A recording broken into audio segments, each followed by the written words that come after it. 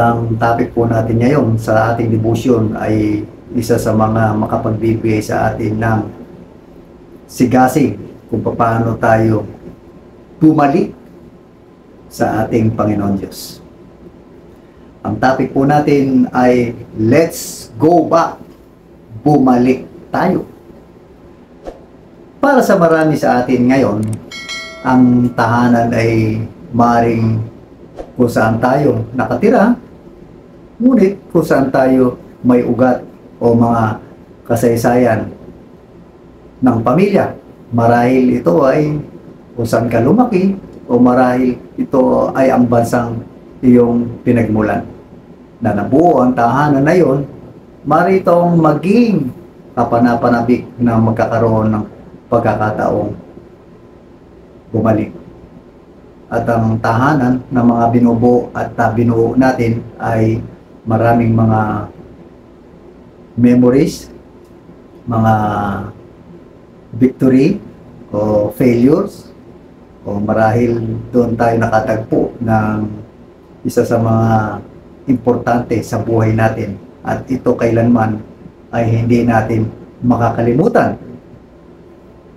Ang mga Hudyo ay gumugol ng ilang henerasyon sa pagkakatapon, malayo sa kanilang tahanan na kanilang ninuno, habang ang ilan ay nasanay na sa kanilang bagong lugar.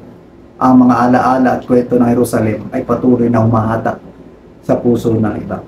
Minsan, mahihirapan tayong bumalik na sa ating ancestral home kung tayo ay nasanay na sa ibang lugar, especially ito sa mga nag-migrate sa ibang bansa, at sila ay mahihirapan ng bumalik, especially sa bansang sinilangan ng Pilipinas, lalong higit kung ito ay wala na sila doong mga memories pa na kailangan pang balikan. Pero ipinapaalala ng Panginoon Diyos nating Ama na napakahaligang balik tanaw natin ito kung saan tayo nagmula.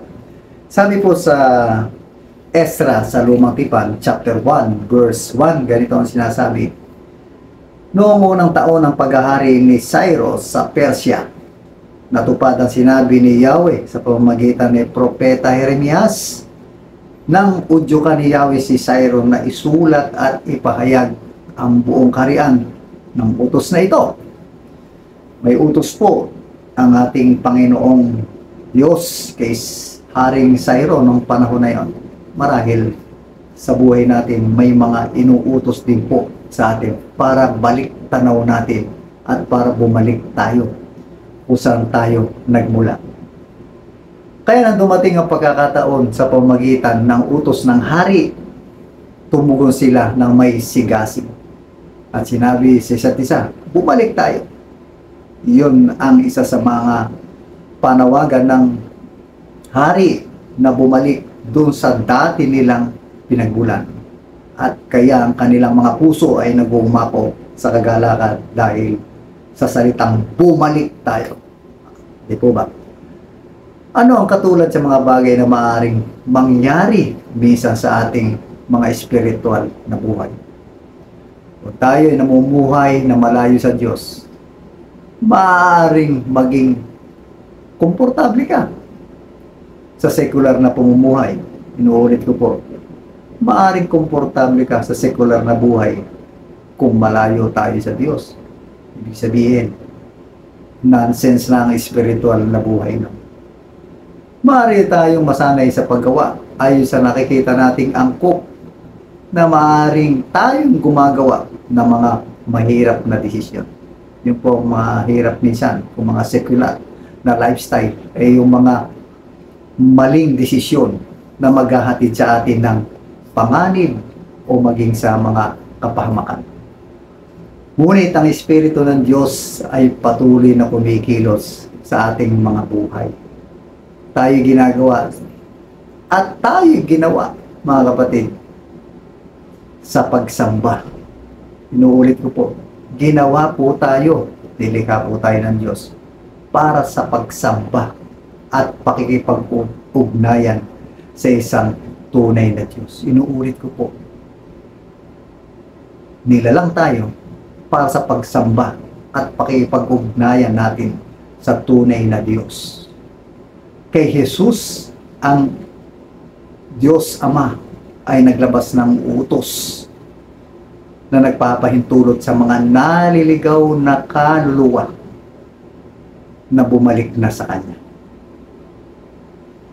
Pinapakilos niya ang ating mga puso na nagbibigay ng mga pangyayari upang bumalik ang mga failures, problema natin. Nagmamanifest po ito upang ang ating mga puso madama natin ang pagbabalik sa iisang lumikha sa ating Panginoon Diyos. Kung ikaw ay naging malayo sa Diyos, bakit hindi bumalik sa tunay na tahanan? Hindi pa uli ang lahat, mga kapatid. Inuulit ko. At laging binabanggit ng Panginoon, hindi pa huli ang lahat upang tayo bumalik sa tama at tunay nating tahanan. Sa pangalan ng Ama, ng Anak, Banal Espiritu Santo. Amen.